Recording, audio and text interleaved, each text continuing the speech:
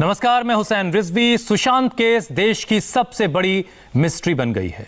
देश की 3 बड़ी जांच एजेंसियां मिलकर सुशांत केस और बॉलीवुड के ड्रग्स चैट को डिकोड करने में लगी हैं।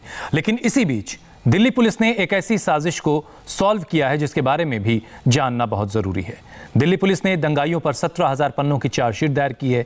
हमारे 4 रिपोर्टर्स ने कई घंटों तक मेहनत करके इस चार्जशीट के हर डिटेल का एनालिसिस किया। दिल्ली में कितना बड़ा खतरा मंडरा रहा था और दंगों के लिए कितनी गहरी साजिश रची गई, इसकी पूरी क्रोनोलॉजी को समझने के लिए ये खास रिपोर्ट देखिए।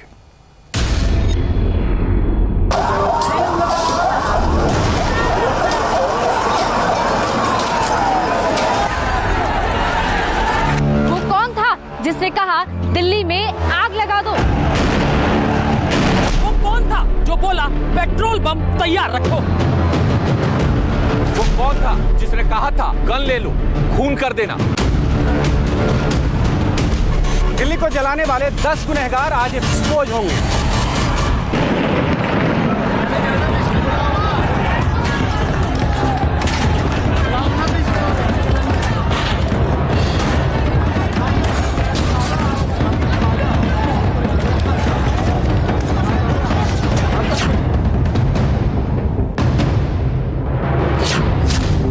डायरेक्ट चेहरा देखिए, नाम सुन लीजिए और पहचान जान लीजिए। दिल्ली को आग में झोंकने वाले देश के दुश्मनों के गुनाहों की पूरी क्राइम फाइल आपके सामने। उमर खालिद, पूर्व छात्र नेता जेएनयू। ताहिर हुसैन, पूर्व पार्षद Aam Aadmi party. Khalid Saifi, founder United Against Hate. Safoora Zargar, सदस्य जामिया कोऑर्डिनेशन कमेटी। शफीउर रहमान, अध्यक्ष जामिया एल्यूमिनाई एसोसिएशन। आसिफ इकबाल तन्हा, जामिया का छात्र। नताशा नरवाल, सदस्य पिंजरा तोड़ संगठन। इशरत जहां, पूर्व पार्षद कांग्रेस। मीरान हैदर, सदस्य यूनाइटेड अगेंस्ट हेट। देवांगना कलीता। ये सारे नाम दिल्ली पुलिस की चार्जशीट में दर्ज है। इन 10 चेहरों ने मिलजुल कर दंगे की पूरी पटकथा लिखी। दंगे कहां कहां होंगे, दंगे कब और कैसे होंगे, दंगाइयों को डायरेक्शन कौन देगा, दंगे के लिए फंड्स कहां से आएंगे, हथियार कौन लाएगा, भीड़ को कौन जुटाएगा, दंगों के लिए जनता को कौन उकसाएगा। ये सारे काम पहले से ही फिक्स कर लिए गए। एक एक किरदार तय कर दिए गए और सबको काम बांट दिया गया। साजिशों को शेयर करने के लिए व्हाट्सएप ग्रुप बनाए गए थे। मीटिंग करने के लिए लोकेशन भी तय थी। दिल्ली पुलिस के 17,000 पन्नों की चार्जशीट में जो खुलासा हुआ है उसका एक एक फैक्ट आपको हैरान कर देगा। फैक्ट के साथ सबूत देखिए और समझिए कि खतरा कितना बड़ा था।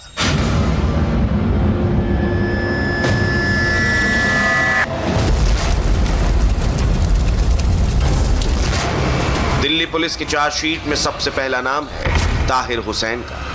दंगों के वक्त आम आदमी पार्टी का पार्षद था, पकड़ा गया और दिल्ली पुलिस के सामने जो इकबालिया बयान दिया वो बेहद चौंकाने वाला है। ताहिर ने कबूल किया है कि दंगे से पहले उसने अपने घर की छत पर कांच की बोतलें, पत्थर और तेजाब इकट्ठा करना शुरू कर दिया था। घर के बाहर से गुजरने वाले हर कबाड़ी वाले से शराब और कोल्ड ड्रिंक की बोतल डबल दाम पर खरीदी। कंस्ट्रक्शन साइट से सफाई के बहाने पत्थर इकट्ठे करने भी शुरू किए। तेजाब का इंतजाम चांदबाग के इलाके में जीन्स फैक्ट्रियों से किया और अपनी 4 गाड़ियों में पेट्रोल पंप से पेट्रोल भरवा कर लाया ताकि दंगों के दौरान पेट्रोल बम बनाकर फेंके जा सके।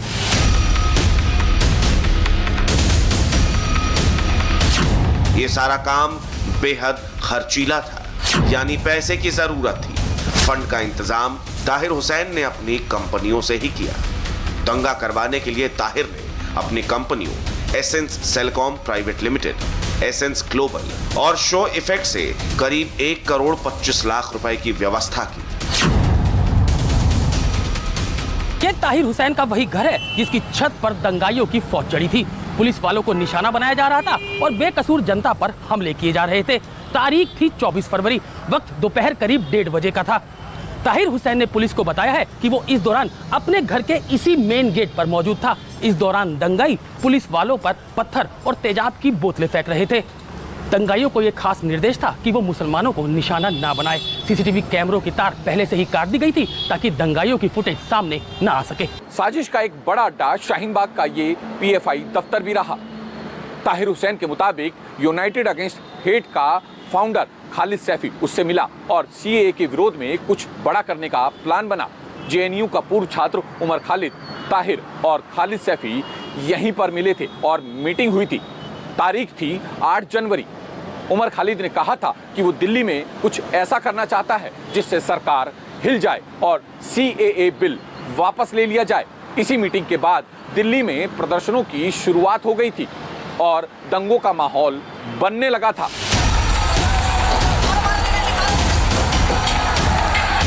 साजिश कामयाब हुई। दिल्ली में दंगा फैल गया।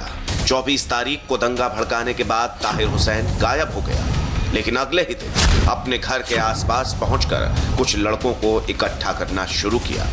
पुलिस को दिए अपने बयान में ताहिर हुसैन ने माना है कि 25 तारीख को उसके कहने पर उसके लोगों ने एक लड़के को पकड़ लिया। उस पर चाकू, रॉड और डंडे से हमला किया गया। वो लड़का था IB कर्मचारी अंकित शर्मा, जिसे मारने के बाद पास के नाले में फेंक दिया गया।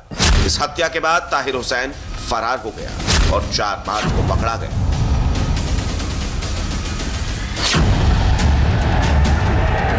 दिल्ली दंगों का अगला किरदार है खालिद सैफ। यूपी के अमरोहा का रहने वाला खालिद ताहिर हुसैन का पुराना परिचित था। दोनों एक ही इलाके के रहने वाले थे। खालिद की पहुंच विदेशों तक थी। पुलिस की चार्जशीट के मुताबिक खालिद ने बताया कि वो मुस्लिम धर्म प्रचार प्रसार के लिए 2019 में मलेशिया, टर्की और सिंगापुर गया था। इस दौरान जाकिर नाइक से भी मुलाकात की थी। ये दिल्ली का कृष्णनगर इलाका है। इसी इलाके में ट्रैवल एजेंसी चलाता था खालिद सैफी। खालिद सैफी ने अपने एक दोस्त माजिद के साथ मिलकर एक NGO बनाई थी। इसी NGO के बैंक अकाउंट से खालिद सैफी ने 1 लाख रुपए निकाले थे और इस पैसे को विरोध प्रदर्शन कर रहे लोगों में बांट दिया था। खालिद सैफी को उमर खालिद ने यह भरोसा दिलाया था कि विरोध प्रदर्शन के लिए पैसों की कमी नहीं आने दी जाएगी। PFI यानी पॉपुलर फ्रंट ऑफ इंडिया पैसों की फंडिंग जारी रखेगा। दिल्ली दंगों में एक थिंक टैंक का भी अहम रोल रहा है। ये थिंक टैंक विरोध प्रदर्शन में जुटने वाले लोगों के मन में हिंसा की सोच भरने का काम कर रहा था। इस काम में जामिया के कुछ छात्रों का एक संगठन JCC यानी जामिया कोऑर्डिनेशन कमेटी सबसे आगे था। इस संगठन का काम कई लेवल पर था। पहला, विरोध प्रदर्शन में बच्चों और महिलाओं को शामिल करना। दूसरा, दिल्ली की सड़कों को पूरी तरह जाम करना ताकि आने जाने वाले लोगों को असुविधा हो और प्रदर्शन हिंसक रूप ले सके। और ऐसा हुआ भी और इस साजिश का खुलासा किया है साजिश में शामिल रही और जामिया में MPhil की पढ़ाई कर रही सफूरा जरगर ने। दिल्ली पुलिस की चार्जशीट के मुताबिक सफूरा जरगर को सलीमपुर, जाफराबाद और चांदबाग में धरने प्रदर्शन को कोऑर्डिनेट करने की जिम्मेदारी दी गई थी। सफूरा का काम सोशल मीडिया के जरिए ज्यादा से ज्यादा लोगों को CAA बिल के विरोध के लिए इकट्ठा करना था। कौन, कहां और कैसे भीड़ में भाषण देगा, इसकी जिम्मेदारी भी सफूरा के ही पास थी। सफूरा की साजिश का खुलासा हुआ है उसके एक WhatsApp चैट से, जिसमें लिखा है, जामिया की क्रेडिबिलिटी है कि वो पूरे देश में ऐसा कर सकता है, लेकिन इसे एग्जीक्यूट करने के लिए जामिया का एक लड़का या लड़की हर जगह मौजूद होना चाहिए। शहजार, चुप हो जाओ ना भाई। सारे प्लान तुम अगर यहाँ लिख दोगे तो एग्जीक्यूट क्या करोगे?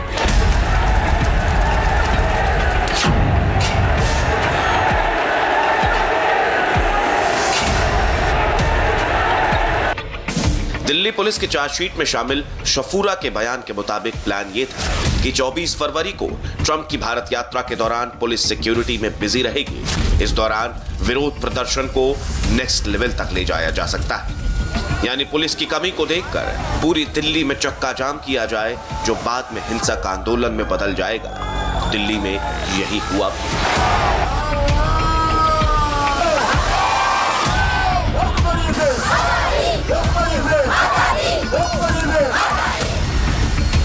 दिल्ली पुलिस की चार्जशीट के मुताबिक सफूरा जरगर ने यह माना है कि वो जामिया कोऑर्डिनेशन कमेटी में मीडिया कोऑर्डिनेशन का काम देख रही थी। जामिया कोऑर्डिनेशन कमेटी कई छात्र संगठनों से मिलकर तैयार किया गया है और इनमें सबसे आगे है जामिया एलुमनाई एसोसिएशन। ये जामिया के पूर्व छात्रों का संगठन है जिसका अध्यक्ष शिफा उर रहमान को चुना गया था। दिल्ली पुलिस की चार्जशीट में दिल्ली दंगों का एक गुनहगार शिफा उर रहमान भी है।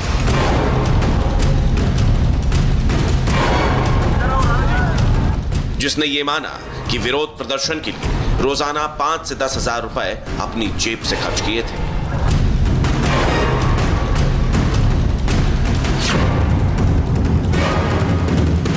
जामिया यूनिवर्सिटी के पास का ये वही इलाका है जहां हुई हिंसा की तस्वीरें आपने टीवी पर देखी थी। जामिया एलुमनी एसोसिएशन के अध्यक्ष शिफा उर रहमान ने 15 दिसंबर को यहां एक रैली का आयोजन किया था।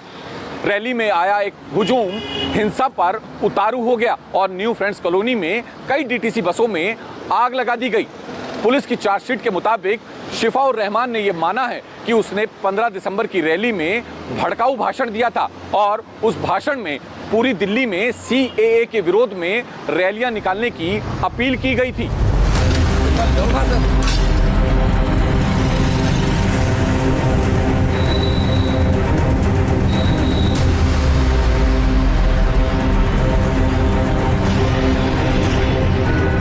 दिल्ली को दहलाने की साजिश वाली चार्जशीट में अगला नाम आता है आसिफ इकबाल तन्हा का। जामिया में BA फाइनल ईयर का स्टूडेंट था इकबाल। इसी ने 15 दिसंबर को जामिया मेट्रो स्टेशन पर रैली में शामिल लोगों को उकसाया और पुलिस बैरिकेडिंग को पार करके आगे बढ़ने को कहा। इसके बाद आंदोलन हिंसक हो गया। 15 दिसंबर को जामिया से संसद तक मार्च निकालने की प्लानिंग की गई थी और इस मार्च को नाम दिया गया था गांधी पीस मार्च, ताकि नाम से ये कोई शांति मार्च लगे। लेकिन दिल्ली पुलिस ने सूर्या होटल के पास बैरिकेडिंग करके इस मार्च को रोक दिया था। उस दौरान आसिफ ने भीड़ को उकसाया और पुलिस की चार्जशीट में आसिफ ने यह माना है कि उसने पुलिस बल के ऊपर पत्थरबाजी भी की थी।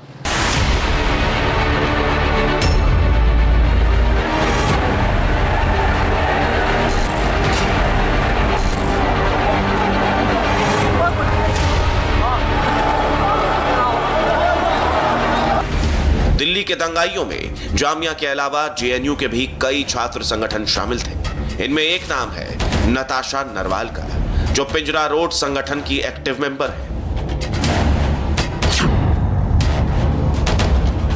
JNU की PhD स्टूडेंट नताशा नरवाल के कबूलनामे के मुताबिक उसे नॉर्थ ईस्ट दिल्ली में चल रहे प्रोटेस्ट को संभालने की जिम्मेदारी दी गई थी। इस पर नताशा नरवाल ने 3 लेवल पे काम करना शुरू किया। पहला CAA और NRC के खिलाफ विरोध प्रदर्शन, दूसरा सड़कों पे चक्का जाम और तीसरा दंगे कराना। पुलिस के चार्जशीट के मुताबिक नताशा नरवाल ने प्रोटेस्ट पे जा रही महिलाओं से कहा था कि वो अपने साथ पत्थर, कांच की बोतल, एसिड और मिर्ची पाउडर रखे ताकि दंगों में उसका इस्तेमाल किया जा सके।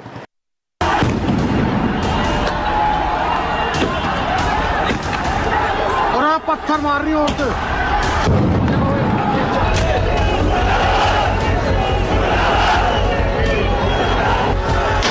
नताशा नरवाल के अलावा पिंजरा तोड़ ग्रुप की दूसरी सदस्य देवांगना कलिता का नाम भी पुलिस के चार्जशीट में शामिल है। देवांगना भी नताशा के साथ में दिल्ली में चल रहे विरोध प्रदर्शन की जिम्मेदारी संभाल रही थी। चार्जशीट के मुताबिक देवांगना को भड़काऊ भाषण देने का जिम्मेदार माना गया है, जो दंगों का कारण बने।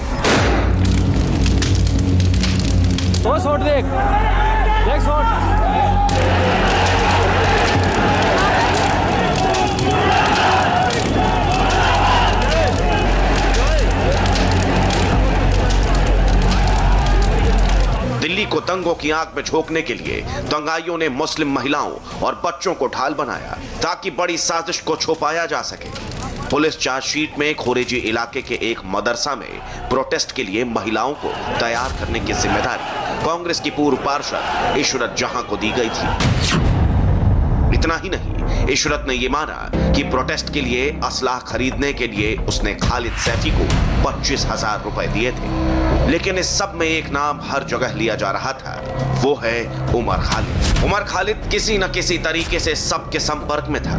फिर चाहे पीएफआई से पैसे की व्यवस्था करनी हो या दंगों को भड़काने के लिए भाषण देने वालों के नाम तय करना हो, उमर खालिद को सब पता था। पुलिस अब सप्लीमेंट्री चार्जशीट के जरिए उमर खालिद से पूछताछ कर रही है ताकि ये पता लगाया जा सके कि दिल्ली को दहलाने के पीछे कौन कौन सी ताकतें काम कर रही थी। कुल मिलाकर दिल्ली के दंगे कोई एकाएक हुई घटना नहीं थी, ये पूरी सोची समझी साजिश के साथ तैयार किया गया 100% दंगा थी। दिल्ली दंगों के सारे किरदार अब बेनकाब हो चुके हैं, सारी साजिशों पर से पर्दा उठ चुका है। दिल्ली पुलिस की चार्जशीट कोर्ट में पेश हो चुकी है, अब इंसाफ अदालत से होना है। राजस्थान के डूंगरपुर से बड़ी खबर आ रही है, आपको बताएंगे ब्रेक के बाद।